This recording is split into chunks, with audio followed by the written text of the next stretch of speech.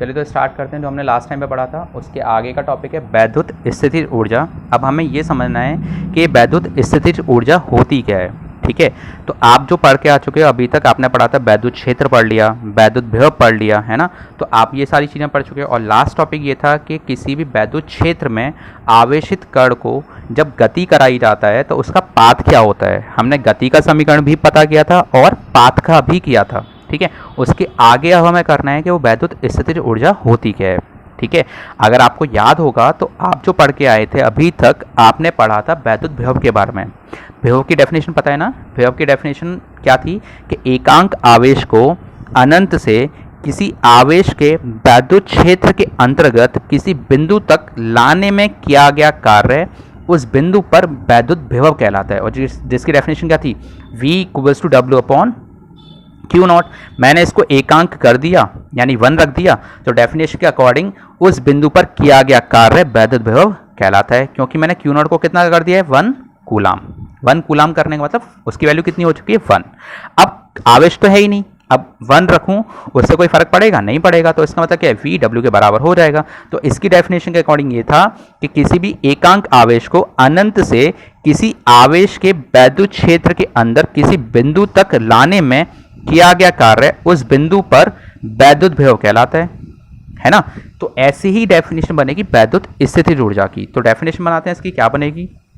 तो उसके लिए मैंने मान लिया कि मेरे पास एक आवेश रखा है Q, है ना, और एक अनंत पर रखा है कोई एकांक आवेश जिसको मैं रिप्रेजेंट कर रहा हूं Q नॉट से। ठीक है, एकांक आवेश का मतलब इसकी वैल्यू कितनी होगी, 1 कूलाम। ठीक है, जो अनंत पर रखा है इसकी मैंने वैल्यू मान ली कितनी होगी, 1 कूलाम। अब मुझे ये स्टडी करना है कि इसकी वैल्यू निकलेगी कैसे। तो मैंने क्या किया, मैंने माना कि मेरे पास एक एकांक आवेश अनंत पर रखा हुआ है, तो मैं ये कह सकता हूं कि अनंत पर रखे किसी एकांक आवेश को किसी दूसरे आवेश के वैद्युत क्षेत्र, इसका वैद्युत क्षेत्र चारों ओर होगा ना ऐसे, तो वैद्युत क्षेत्र के अंतर्गत किसी बिंदु तक लाकर एक निकाय बनाने में, ठीक है, लाकर एक निकाय बनाने में किए गए कार्य के बराबर वैद्युत स्थितिज ऊर्जा होती है। ठीक है, दोबारा सुनो मैंने क्या बोला। मैंने ये बोला कि अगर मैं किसी एकांक आवेश को अनंत से यहां तक ला रहा हूं, इस पॉइंट तक, तो ये इससे r दूरी पर हो जाएगा, जिससे कि ये क्या बना देगा, निकाय, है ना। सिस्टम का मतलब क्या होता है, निकाय। सिस्टम का मतलब होता है कि कोई भी एक ऐसा सिस्टम जिसमें 2 या 2 से अधिक आवेश हों तो वो एक सिस्टम बन जाता है। ठीक है, तो मैं ये कह सकता हूं कि एकांक आवेश को अनंत से किसी आवेश के वैद्युत क्षेत्र के अंतर्गत किसी एक बिंदु तक लाकर निकाय बनाने में किया गया कार्य उस निकाय की वैद्युत स्थितिज ऊर्जा के बराबर होता है। ठीक है, यानी कि वैद्युत स्थितिज ऊर्जा किसके बराबर होगा, W के बराबर होगा। और W की अगर डेफिनेशन देखोगे तो किसके बराबर होगा, V इंटू Q के बराबर होगा। तो बात एक ही आ गई, यानी U बराबर हो जाएगा W के और W बराबर हो जाएगा Q V के। ठीक है, तो डेफिनेशन तो ये हो गई, बात समझ आ गई। इसकी दूसरी डेफिनेशन भी है, वो डेफिनेशन ऐसे बना सकते हैं कि 2 या 2 से अधिक आवेशों को मिलाकर बनने वाले निकाय की वैद्युत स्थितिज ऊर्जा उस आवेश को अनंत से लाकर रखने में किए गए कार्य के बराबर होती है। बात अभी वही हुई, डेफिनेशन में थोड़ा सा ट्विस्ट लाया मैं। पहले मैं आवेश से स्टार्ट कर रहा था, अभी मैंने निकाय से स्टार्ट कर दिया। निकाय से स्टार्ट करूंगा तो डेफिनेशन क्या बताई, जो ही बताइए, आप रिवाइंड करके उसे दोबारा सुन लो, या मैं दोबारा बोल देता हूं। मैंने बोला कि 2 या 2 से अधिक आवेशों से मिलकर बने निकाय की वैद्युत स्थितिज ऊर्जा आवेश को अनंत से लाकर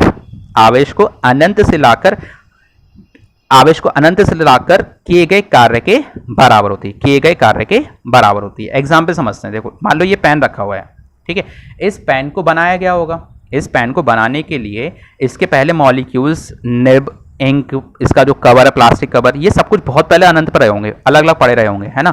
ये सब कुछ बहुत दूर दूर होंगे। मैं इस पेन को बनाने के लिए सब कुछ उठा के लाया और जिससे ये मैंने एक पेन बना दिया। ये पेन क्या है, एक सिस्टम है। अब जब मैं इस सिस्टम की बात कर रहा हूं तो इसको सिस्टम को बनाने के लिए मैंने इंक, प्लास्टिक कवर, निब सब उठा के लाया। अब उठा के लाने में एक कार्य क्या हो गया होगा, तो वो कार्य इस सिस्टम को बनाने में यूज स्थितिज ऊर्जा के बराबर हो गया होगा। देखो, जैसे मैं बोलूं, इस पेन की अपनी कुछ तो एनर्जी होगी जिसकी वजह से ये टिका हुआ है ना। आप बोलते हो ना कि जब भी चलो एक और डेफिनेशन बताओ, स्थितिज ऊर्जा आप जो पढ़ के आए हो क्या थी? स्थितिज ऊर्जा यही तो होती थी कि किसी भी सिस्टम की अपनी पोजीशन के कारण, अपनी स्थिति के कारण जो भी एनर्जी उसमें स्टोर होती है उसे क्या कहते हैं? स्थितिज ऊर्जा। नॉर्मल स्थितिज ऊर्जा की बात कर रहा हूँ, वैद्युत स्थितिज ऊर्जा की बात नहीं कर रहा हूँ, मैं स्थितिज ऊर्जा की बात कर रहा हूँ। तो उसकी डेफिनेशन ये थी कि किसी भी निकाय की स्थिति के कारण उसमें स्टोर एनर्जी को क्या कहते हैं? स्थितिज ऊर्जा कहते हैं। अब मैं वही यहाँ पे समझाने की कोशिश कर रहा हूँ कि निकाय, निकाय तो ये भी है, अब इस निकाय को बनाने में आवेश जो अनंत से लाए गए हैं उस आवेश को अनंत से लाने में किए गए कार्य के बराबर होगी। बस सिंपल सी डेफिनेशन है, बात समझ आ गई। चलो नेक्स्ट टॉपिक है फिर आपका, दो बिंदु आवेशों के निकाय की वैद्युत स्थितिज ऊर्जा क्या होगी, है ना। दो बिंदु आवेश, दो या दो से अधिक भी हो सकते हैं, अभी हम बात कर रहे हैं पहले दो की, फिर हम दो या दो से अधिक की भी बात कर लेंगे। तो दो आवेश लेने, मैंने मान लिया मेरे पास एक Q1 आवेश होगा जो किसी बिंदु A पर होगा, इससे R दूरी पर एक दूसरा बिंदु आवेश है जो कि B बिंदु पर होगा, इसकी वैल्यू कितनी है? Q2 होगी, है ना। मेरे पास A बिंदु पर एक Q1 है और B बिंदु पर Q2 है, ठीक। अब मुझे ये सिस्टम बनाना है, ठीक है। इस सिस्टम की जब मैं बात कर रहा हूं तो मुझे इसकी वैद्युत स्थितिज ऊर्जा कैलकुलेट करनी है। तो मैंने अभी क्या बताया, वैद्युत स्थितिज ऊर्जा निकालने के लिए आप आवेश को अनंत से लेके आएंगे, अनंत से लाने में किया गया कार्य ही तो क्या कहलाएगा आपका? वैद्युत स्थितिज ऊर्जा। अच्छा एक बात और बताओ, मैंने अभी आपको कार्य की डेफिनेशन बताई थी कि एकांक आवेश को, एकांक आवेश से आप क्या निकाले? तो V। तो पहले मैं V पता कर लूं, ठीक है। अगर मैं पहले V पता कर लूंगा उसके बाद मैं Q का मल्टीप्लाई कर दूं तो मुझे क्या पता लग जाएगा? W पता लग जाएगा, है ना। बात समझ आ रही है। और V का फॉर्मूला आपको पता है क्या होता था? V इक्वल्स होता था 1/4πε0 Q/R। एकांक आवेश होने के बाद भी एक आवेश आता था और ये आवेश कौन सा होता था? जो यहाँ रखा होता था, है ना। यानी कि Q1 की बात कर सकता हूँ, Q2 को क्या मान लेता हूँ मैं? एकांक, है ना। Q1 की बात करके मैं Q2 को एकांक मान लेता हूँ, ठीक है। तो डेफिनेशन क्या बनेगी कि Q2 की जगह मैंने माना पहले एकांक आवेश, एकांक आवेश को अनंत से किसी आवेश से R दूरी तक, आवेश से R दूरी तक लाने में किया गया कार्य उस बिंदु पर क्या कहलाएगा? वैद्युत विभव। अब वैद्युत विभव की फिर वैल्यू क्या बनेगी? V equals to 1/4πε0 Q1/R। समझ आ गई बात। तो वैद्युत विभव की डेफिनेशन जो बनाई है वो उसी डेफिनेशन के अकॉर्डिंग बनाई है। मैंने मान लिया कि मेरे पास एक एकांक आवेश है, एकांक आवेश को Q1 आवेश से R दूरी तक लाने में किए गए कार्य को उस बिंदु पर वैद्युत विभव कहते हैं जिसमें आवेश Q1 आता है, ठीक है। अभी मैं ये मान लेता हूं साथ ही साथ कि मैंने जो ये सिस्टम बना रखा है ये एक ऐसे मीडियम में बना रखा है जिसका परावैद्युतांक K है, यानी कि वैल्यू क्या हो रही है? V equals to 1/4πε0 K Q1/R। यहाँ पे K क्या होगा? K हो जाएगा परावैद्युतांक। परावैद्युतांक का मतलब होता है कि कोई भी मीडियम जो जितनी जल्दी वैद्युतीकरण किया जा सकता है उस मीडियम का, उसकी ये प्रॉपर्टी परावैद्युतांक कहलाती है, ठीक है। परावैद्युतांक का मतलब होता है कोई भी एक ऐसा मीडियम जिसको जितनी इजीली वैद्युतीकरण किया जा सकता है उस मीडियम की उस प्रॉपर्टी को परावैद्युतांक कहते हैं, ठीक है। मैंने मान लिया K होगी उसकी वैल्यू, ठीक है। इक्वेशन बना लेते हैं इसको हम अब। लेकिन ये एकांक आवेश तो है ही नहीं, ये एकांक आवेश की जगह इसकी वैल्यू क्या है? Q2। तो मैं वर्क डन निकाल सकता हूं, कैसे? वर्क डन बराबर होता है Q इंटू V। एकांक आवेश की वजह से तो V आ गया, लेकिन आवेश एक्चुअली है कितना? Q2। तो मैं Q2 का मल्टीप्लाई कर दूं V में तो मुझे क्या दे देगा? कार्य दे देगा। तो 1/4πε0 K Q1 Q2/R। ये किसके बराबर हो गया? W के बराबर हो गया। यानी कि मुझे यहां से क्या पता लग गया? वर्क डन भी पता लग गया, क्योंकि Q2 आवेश को लेके आओगे ना। पहले एकांक आवेश की वजह से आपने निकाला V, अब मैं मान लेता हूं कि मैं बात एकांक आवेश की किसकी कर रहा हूं? Q2 आवेश की। तो डेफिनेशन के अकॉर्डिंग क्या बन जाएगा कि Q2 आवेश को अनंत से Q1 आवेश से R दूरी तक लाने में किया गया कार्य आवेश और वैद्युत विभव के गुणनफल के बराबर हो जाएगा। तो Q2 इंटू V हो जाएगा। अच्छा ये डेफिनेशन के अकॉर्डिंग बना है, देखो V इक्वल टू क्या था? W/Q। एकांक आवेश को ला रहा हूं तो 1 क्या हो रहेगी वैल्यू? 1। अगर मैं Q2 को ला रहा हूं तो यहाँ पे क्या रहेगा? Q2 आ रहेगा। Q2 का मैंने यहाँ पे प्रोडक्ट कर दिया, तो अभी भी ये डेफिनेशन के अकॉर्डिंग ही किया है मैंने, ठीक है। तो ये एक इक्वेशन बन गई। और अभी मैंने बोला कि दो या दो से अधिक आवेशों के निकाय को बनाने में या बने निकाय की स्थितिज ऊर्जा उस निकाय को बनाने में किए गए कार्य के बराबर होती है। वैद्युत स्थितिज ऊर्जा उस निकाय को बनाने में किए गए कार्य के बराबर होती है। तो इसका मतलब क्या है? U बराबर हो जाएगा W के, और U का फॉर्मूला क्या बन जाएगा? 1/4πε0 Q1 Q2/R। बन गई डेफिनेशन। ठीक है, अच्छा यू की अगर बात करूं तो यू पोटेंशियल एनर्जी स्थितिज ऊर्जा एक स्केलर क्वांटिटी है, क्योंकि ये स्केलर मतलब अदिश राशि है, क्योंकि ये इस चीज पर डिपेंड नहीं करता कि किया गया कार्य किस दिशा में किया गया है। ठीक है, तो ये चीज ध्यान रखोगे कि वैद्युत स्थितिज ऊर्जा वैद्युत स्थितिज ऊर्जा इस चीज पर डिपेंड नहीं करता कि किया गया कार्य किस दिशा में किया गया है, बस कार्य होना चाहिए। चाहे मैं इस आवेश को यहां से लेके आऊं, चाहे मैं यहां से लेके आऊं, चाहे मैं यहां से लेके आऊं, कोई फर्क नहीं पड़ता, सिर्फ आर दूरी तक लाना है। ठीक है, तो वो इस चीज पर डिपेंड नहीं करता कि कार्य जो किया गया है वो किस दिशा में किया गया है। इसी वजह से ये राशि कैसे हो गई, अदिश। अगर मान लो कि आपको इसका क्या निकालना है, मात्रक चाहिए, तो कार्य का मात्रक क्या होता है, जूल, तो एनर्जी का मात्रक भी क्या हो जाएगा, जूल। बस अब चाहिए आपको विमा, तो विमा आपको पता है कार्य की विमा अगर आपको निकालनी हो तो विमा कैसे निकालते हैं, कार्य की जो विमा होगी भाई इसकी होगी वैद्युत स्थितिज ऊर्जा की, और विमा निकालते हैं F इंटू एस से। F क्या है, ml(T-2) और S की होगी L, तो ये हो जाएगा ml(2T-2). तो ये किसकी आ गई, पोटेंशियल एनर्जी की विमा आ गई। तो विमा भी निकालनी मैंने आपको बता दी, मैंने आपको कैसे डेरिवेशन करते हैं ये भी बता दिया। अब बात करते हैं हम उस सिस्टम की जिसमें मेरे पास दो से भी अधिक आवेश हों। ठीक है, अभी तक मैंने आपको बताया सिर्फ दो आवेश तक की बात है ना, तो मैं मान लेता हूँ मेरे पास एक ऐसा सिस्टम है जिसमें दो से भी अधिक आवेश हैं। ठीक, तो मान लेते हैं तीन होंगे, कुछ इस तरह से रखे होंगे, दो तो इस तरह से रखे होते हैं, तीसरे को मैंने क्या किया, ट्राइंगल बना दिया।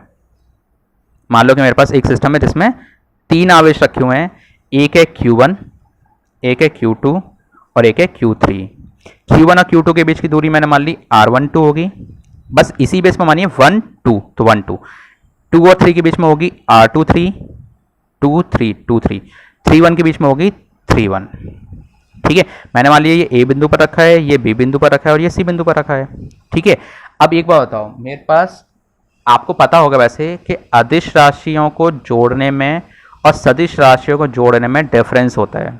अदिश राशियों का बीजगणितीय योग निकाला जा सकता है, जबकि सदिश राशियों का बीजगणितीय योग उनकी दिशा पर निर्भर करता है कि उनकी दिशा कैसी है। पता होगा आप लोगों को, है ना, कि जैसे मैं बोलूं कि मुझे फोर्स को ऐड करना है, तो फोर्स को आप नॉर्मली ऐड थोड़ी कर सकते हो कि F बराबर F1 प्लस F2, ये नहीं होता।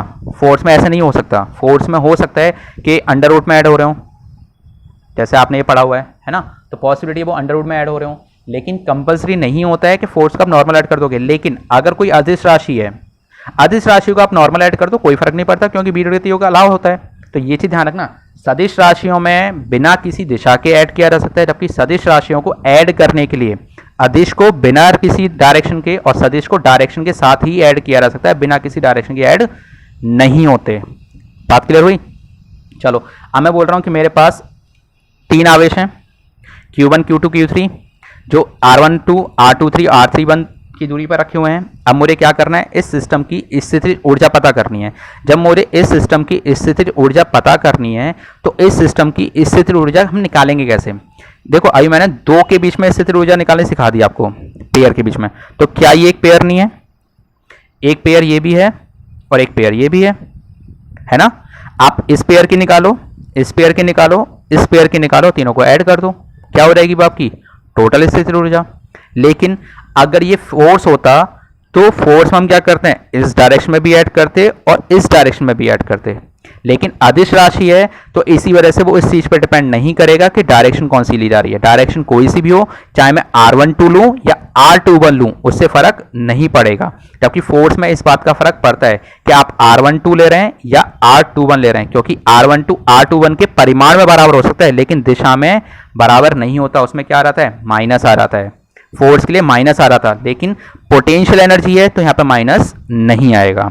तो मैं ये कह सकता हूं कि दो या दो से अधिक आवेशों से मिलकर बने निकाय की कुल वैद्युत स्थितिज ऊर्जा उसमें युग्म आवेशों की स्थितिज ऊर्जा के बीजगणितीय योग के बराबर होती है। यानी कि U बराबर होगा U1 plus U2 plus U3। यानी कि सिस्टम की टोटल वैद्युत स्थितिज ऊर्जा उस सिस्टम के युग्म आवेशों की पोटेंशियल एनर्जी के बीजगणितीय योग के बराबर होती है। ठीक है, बात समझ आई? यानी कि आप अगर एनर्जी पता करना चाहते हैं तो आप युग्म की पोटेंशियल एनर्जी निकाल लें, वही एनर्जी टोटल एनर्जी के बराबर हो जाएगी। अब बात करूं U1 कितना होगा, तो U1 बराबर होगा 1/4 पाई एप्सिलॉन नॉट। अगर मान लेता हूं कि मैंने ये पूरा का पूरा एक ऐसे मीडियम में रखा है जिसका परावैद्युतांक कितना है k, तो k, अब इन दोनों आवेशों की बात करेंगे तो Q1 Q2 upon R12, U2 की बात करूं तो क्या आएगा 1/4 pi epsilon not k Q2 Q3, तो Q2 Q3 अपॉन R23 इन दोनों के बीच की दूरी, और U3 की बात करो तो क्या आएगा 1/4 पाई एप्सिलॉन नॉट k, इन दोनों आवेशों को लोगे तो Q3 Q1 अपॉन R31। अब इन तीनों का सम कर दोगे तो किसके बराबर हो जाएगा, वो U के बराबर हो जाएगा। तो तीनों का सम करके आप U निकाल सकते हो, नॉर्मल है, इजी है, कर लेना, आराम से आपको हो जाएगा। ठीक है, यहाँ तक कोई डाउट आए तो आप मुझसे पूछ लें, और कोई डाउट ना आए तो बहुत अच्छी बात है फिर वो। ठीक है, और फिर इसके बाद एक टॉपिक और बचता है। ठीक है, तो अब वो टॉपिक आपको मैं नेक्स्ट वीडियो में कराता हूँ, क्योंकि फिर ये वीडियो काफ़ी लंबी हो रहेगी उस टॉपिक को कराने में। तो मैं आपको एक काम करता हूँ, नेक्स्ट वीडियो में वो टॉपिक आपको करा कर दे देता हूँ कि किस तरह से उस टॉपिक को हम कैलकुलेट करेंगे। ठीक है, यहाँ तक आप कर लें, और फिर इसके आगे नेक्स्ट वीडियो में आपका चैप्टर भी खत्म हो जाएगा। ठीक है, ओके।